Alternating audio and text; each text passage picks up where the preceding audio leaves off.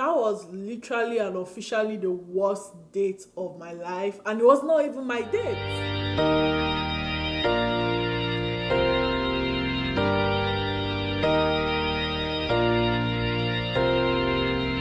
I just wanna blow up in the limelight. Thinking about what my life would then be like. Go to LA, I'm back on the one night. Trying to catch a flight, I'm just working for that jet life.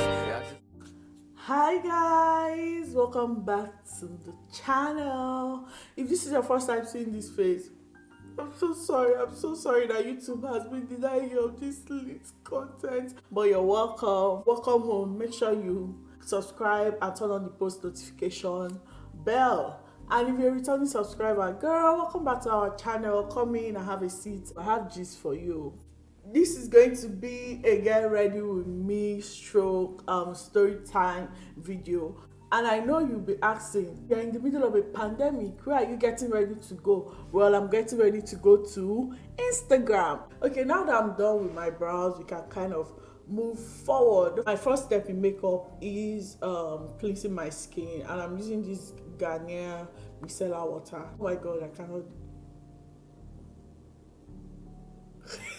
I clean. The story time is how I went on a date with a hoodlum, like with somebody that had a gun. Who brings a gun to a date? Only you, only a hoodlum will do that. Like he was ready to shoot up the place. This happened like a while ago. I did diploma in mass communication before I got admission to study law. Like in my first year mass communication, like I was a child and I was a bush girl.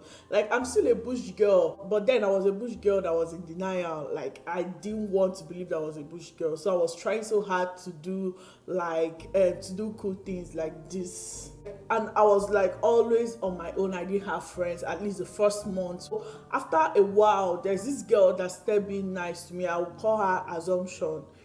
She started being really nice to me, and she was like a big girl, very beautiful, Port Harcourt girl, and hot, tall. She was being extra nice, and I really liked her. So, we started becoming friends. She would go on a date and she would take me with her. But most times, like, in all the days she goes to, right, she usually asks them, can I come with my friend? Because it's somehow that will show up like, surprise, shawty! Surprise, shawty!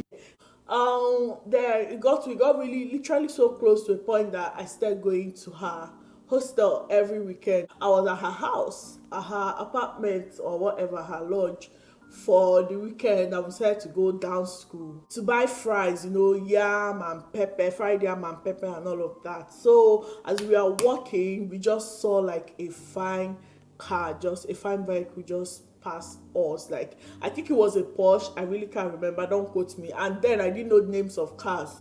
So the car just drove past us and started slowing down. Immediately the car started slowing down, I already knew what time it was. I knew the car saw my friend and was about to stop. Like, even then self, like in school, I didn't have time for relationship. I thought like girls that had relationship were like bad girls.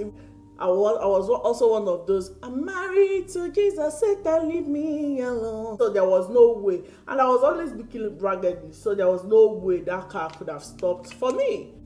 I'm using my MAC foundation in the shade NW50 as my foundation. And I'm using my Real Technique brush to just, pat it on my face.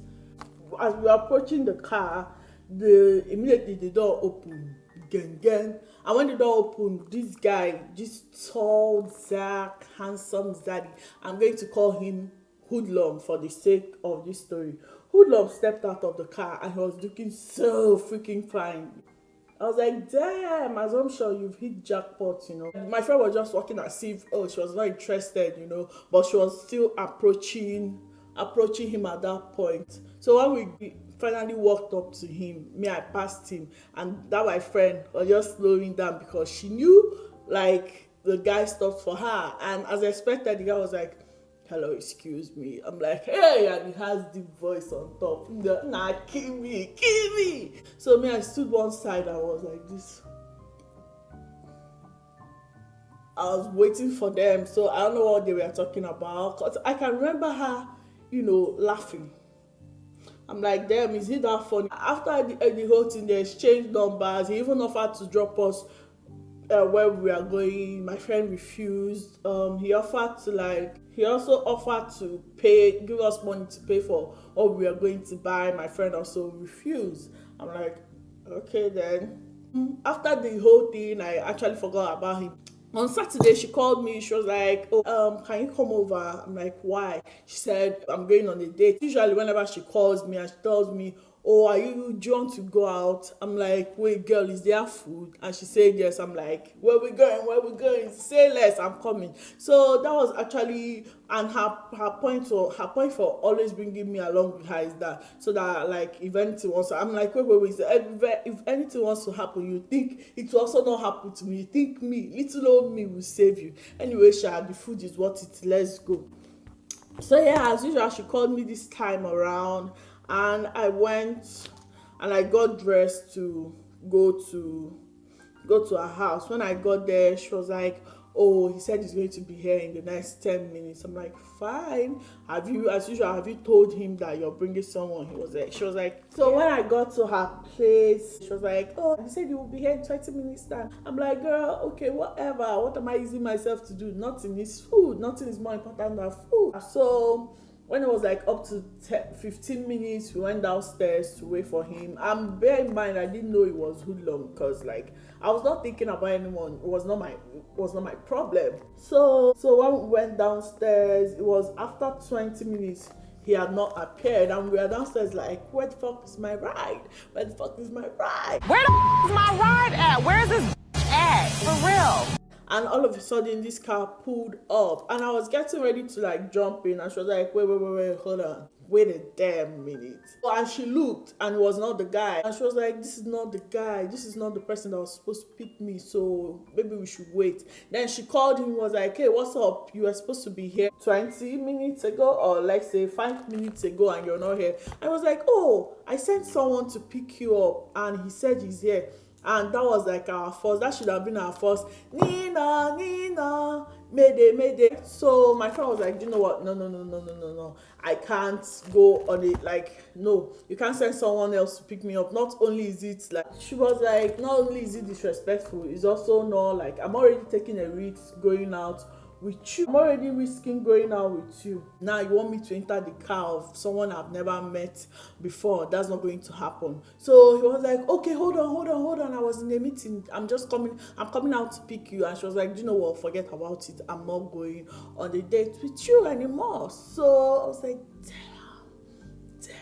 Why do you have to have self-respect? You would have just eaten this food. Yeah, I totally supported her decision, because that was like that was a red flag. Do you understand? So I'd already forgotten about it. I was in school, living my best life, living my best waking life.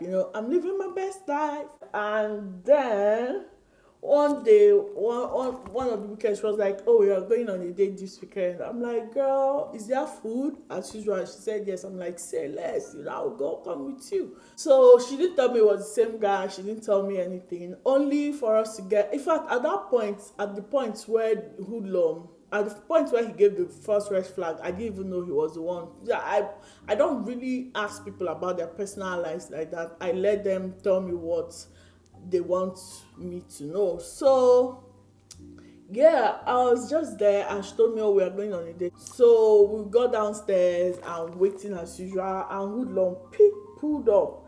I was like, wait a damn minute.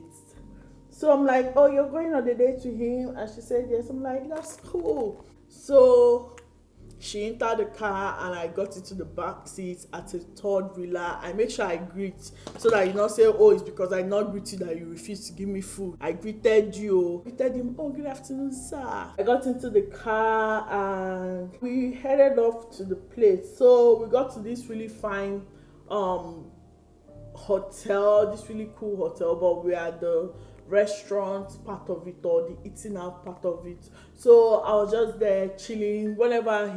Even before we even start ordering food, whenever he cracks a joke, I'll be like, "That's a good one."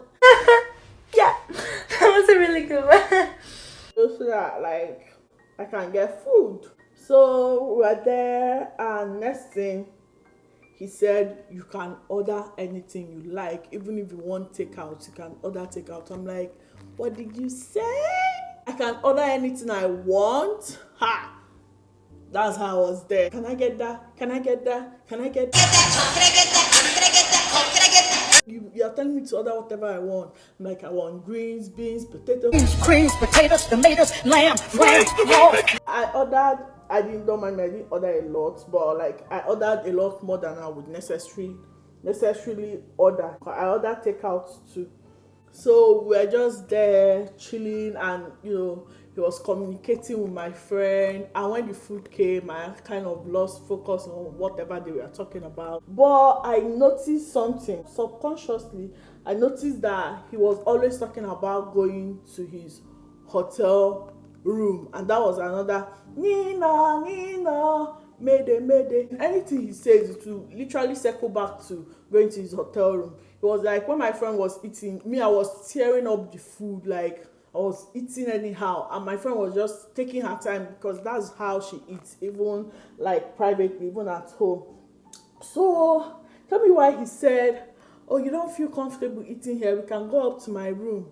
And I'm like, huh? My friend was like, no, that's just how I eat. I was like, yeah, that's how she eats.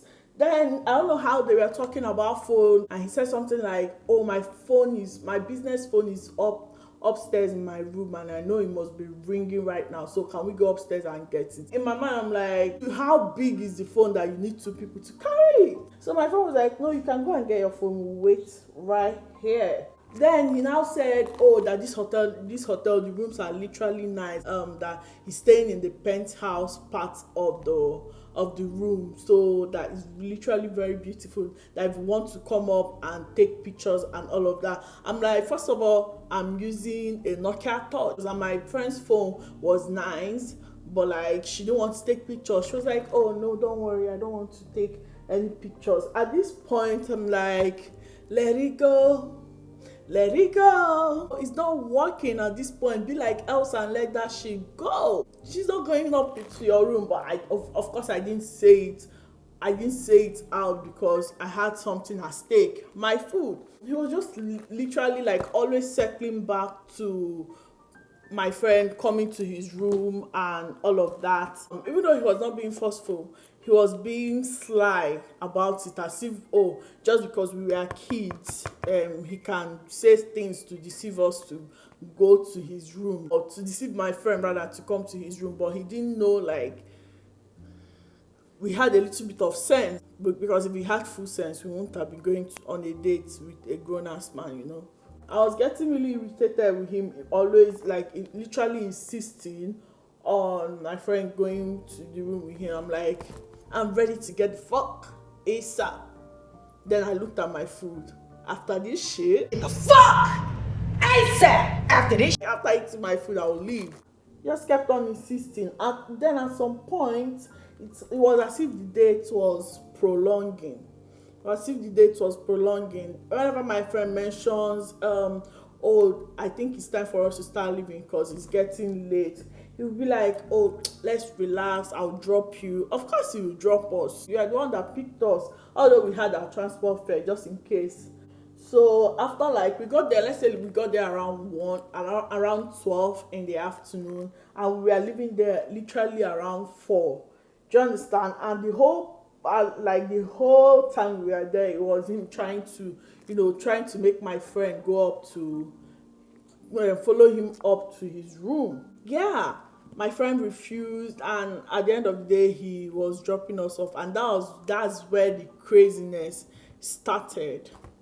Tell me why hoodlum was speeding. Like, I'm telling you, like, going so fast.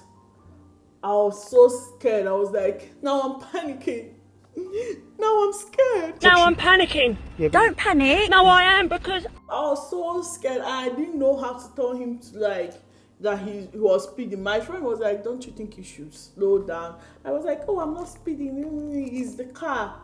But like, the car was not speeding when going to the place. Now all of a sudden the car now has a mind of its own.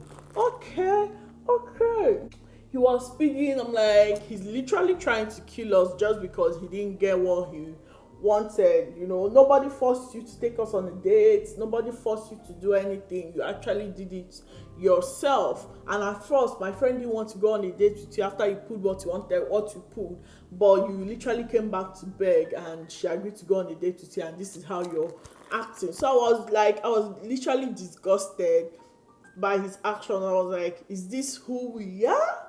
Is this what we represent? This who we are? Is this what we represent? But he was like literally, I'm like, oh God, don't let me die, don't let me die, because my mother will not even my mother will be like, I told you to be in school and you went to follow man. She'll be like, oh, when she hears the news, oh, she passed away. Aww. Passed away? Oh. Like, I didn't want to die, not under this condition. So I was literally like praying to God, don't let me die. At some point I also wanted to chime in and tell him to kind of slow down, but I kept quiet because of the food. Yes, I did that, and you will do it too for the food. I was just there in the back seat, driving, being scared for my life. Then we got to a point where he couldn't speed anymore because there was kind of a hold up and we didn't know what was happening at first. We were like, thank God for this traffic. So we got to the main thing that was holding the traffic, and it was like a bunch of boys fighting and scattering everywhere. I don't know what was happening that period, but it was madness. It was like a street brawl, Then he looked, and next thing he gasped, so we looked at him and were like, what's going on, what's happening? And he said that the other guy fighting there, that he knows him, so he's going to go and help his friend out. I'm like, if you know the craziness going there, even hitting people's cars and breaking their windscreen or whatever, the craziness going on outside there. If you go out, they're going to beat you up. That was when he said what I literally did not expect him to say. Tell me why this guy said, don't worry, I have a gun. Huh? What does it mean? He was like, yeah, I have a gun so I can protect myself. I'm like, sir, nobody was asking you if you had a gun. Why do you have a gun on a date? I'm like, so my friend was like, have you had a gun all along, during the date? And he was like, yeah, he takes the gun everywhere to protect himself. I'm like, sir, against what? 2 girls? What do you think we are going to do? Rob you? I mean, I guess we could have done that, but we didn't. So yeah, it was like a shock to us.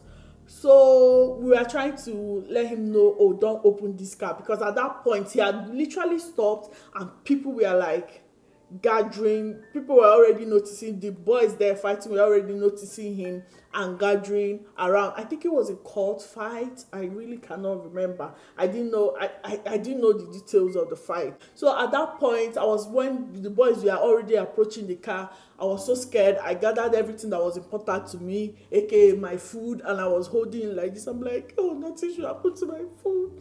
Nothing should happen to my food. So I looked at my friend. She looked at me. We were like, we see each other. So we were getting ready to leave. I'm like, if this guy should open this car, we will leave. But how are we going to leave if the car is surrounded? So we are literally scared for our life. I was like this.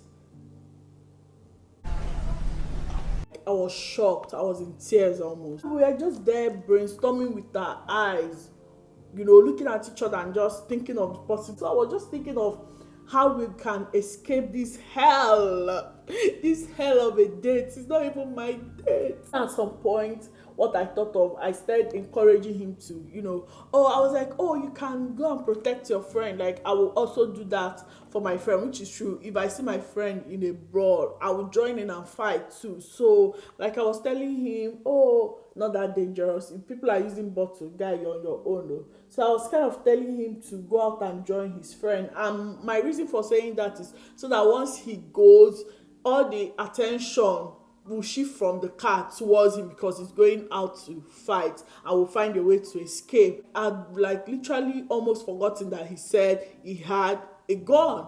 So next thing, as he was stepping out of the car, he pulled out the gun. Like he actually literally pulled out the gun from. I'm like, so this gun has been in your back pocket. I was like, at that point I started imagining so many things that could have gone wrong. Police could have stopped us when we were going on a date and like could have searched us and saw the gun, and that would be how we would become prisoners of the law. Become prisoners of the law. You know, a lot of things could have happened. You know, so many. I was just imagining so many things that could have gone wrong just because he had a gun. He had to bring a gun. Where are you? Where do you think you are? What if he shot someone with a gun he pulled out? Police would have arrested us as accomplices, and that's how we would be convicts, to be prisoners of the law again. And that would have been the best possible situation or scenario. Or the other possible option was immediately he killed somebody or shoot somebody. Guess what would have happened? Jungle justice. Would have been a victim of jungle justice, because people will go to the car, will beat him up, try to kill him, go to the car to destroy the car and find us there. And guess what will happen to us? You know the rest now. You know, they will think we are really important to him and they will try to hurt us, even though, I'm sorry, I don't know this man. I don't know who this man is. I mean, he could be walking down the street. I wouldn't know a thing. Sorry to this man. So yeah, he pulled out the gun.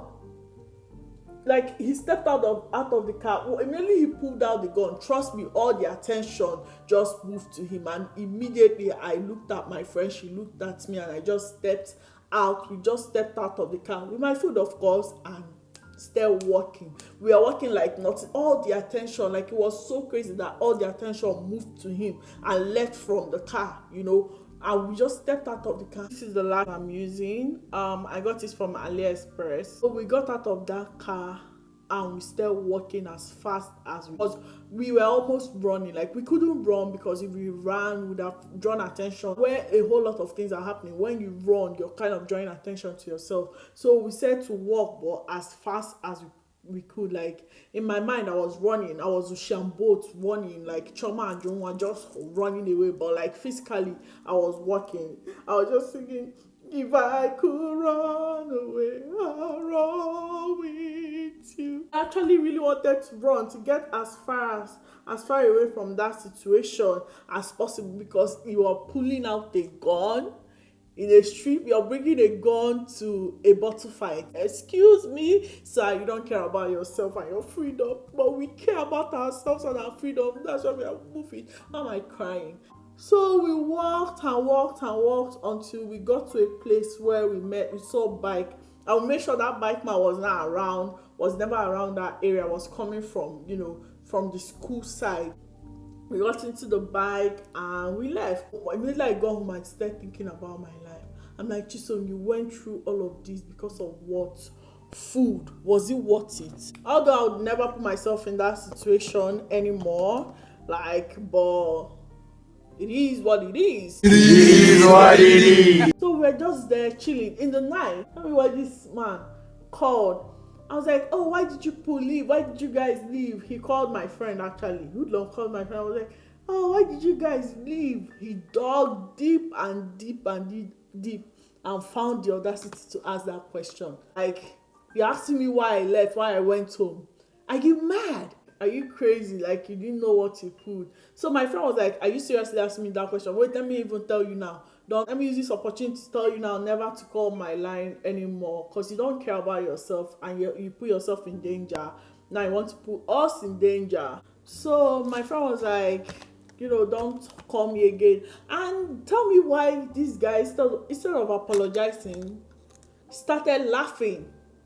Why are you laughing? Like, what's so funny? Like, instead of apologizing, he was laughing. So my friend was like, you know what? I don't have time for this. Let me get off this phone. I was like, wait. I was just joking. Like, there was no gun. That gun was a toy gun. So I'm like, not you trying to pull it was all a lie. It was all a lie. It was all a lie. Guys, it was all a lie. You you know, if we are to be a toy gun, you wouldn't have brought it out, you know, because now you're asking to get beat up for no reason. To get beat up and you don't even have a means to, you know, to defend yourself. Instead of apologizing, you don't even want to bring yourself to apologize. You're lying on top of it. Instead of apologizing, I'm like, you know what? It's not even my problem. But my friend, you know, shut that out real quick. I was like, why are you lying? Like, why the hell are you lying? So at the end of the day, I don't think she ever spoke to him. That was literally and officially the worst date of my life, and it was not even my date. The other date that is almost as bad as this was when I went on a date with a guy. He literally said, in this relationship, I want to be the king and I don't need a queen. I just need a subject. But that's another story for another day. Mom, if you're watching this, it was all a lie. It was all a lie. It was all a lie. Guys, it was all a lie. I hope you guys enjoyed the story time. I enjoyed filming it. Love you guys and bye.